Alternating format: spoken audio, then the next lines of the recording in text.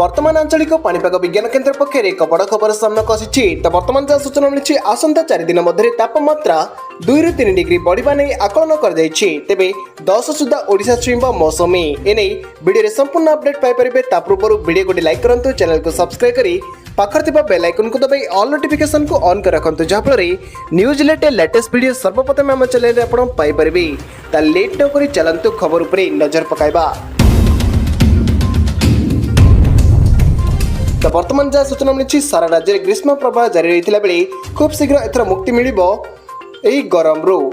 चलित थर दक्षिण पश्चिम मौसुमी वायु निर्धारित समय मध्य अंडमान सागर एवं केरल छुईंथिबा बेले आसंता 10 तारिख सुधा ओडिशा छुईंबा पूर्वानुमान करपटे आसंता 4 दिन मध्य राज्य में तापमात्रा 2 ରୁ 3 डिग्री सेल्सियस बढ़िबार बोली आकलन कर बरगढ़ बलांगीर नुआपड़ा ग्रीष्म प्रवाह अनुभूति होता बेले आंचलिक पाणीपाग केन्द्र पक्षर आकलन पाणीपाग केन्द्र पक्षर मिलता सूचना अनुसार स्वाभाविक समय 2 दिन पूर्व मौसुमी ओडिशा छुईंबा नहीं एथिपाई पाग अनुकूल रही।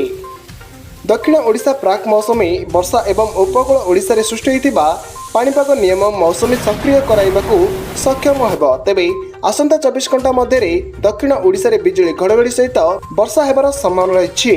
घंटा प्रति 40 ରୁ 50 किलोमीटर बेगर पवन बहब। विशेषकर गंजाम, गजपति, रायगड़ा, मालकानगिरी, कोरापुट, नवरंगपुर, कलाहांडी एवं कंधमाल जिले में प्रबल अतिप्रबल वर्षा नहीं संभावना जारी कर उपकूल ओडिशा रे तापमात्रा स्वाभाविक ठारू 2 डिग्री ऊपर रही बेले आर्द्रता 60 ରୁ 70% रही।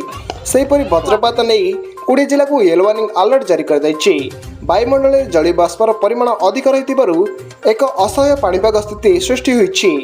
सेहीभଳି अभ्यंतरीण ओडिशा रे एबे भी जारी रही ग्रीष्म प्रवाह। कालीठू 10 तारिख जाए प्रबल अतिप्रबल वर्षा नहीं बरगढ़, बलांगीर और नुआपड़ा येलो वार्निंग अलर्ट जारी कर तो यह आज मुख्य खबर। आपने क्यों जिले आम वीडियो को देखुं, आपण अंचल में खरा और वर्षार परिमाण क्यों रही वीडियो कमेंट बॉक्स में निश्चय कमेंट कर जनातु।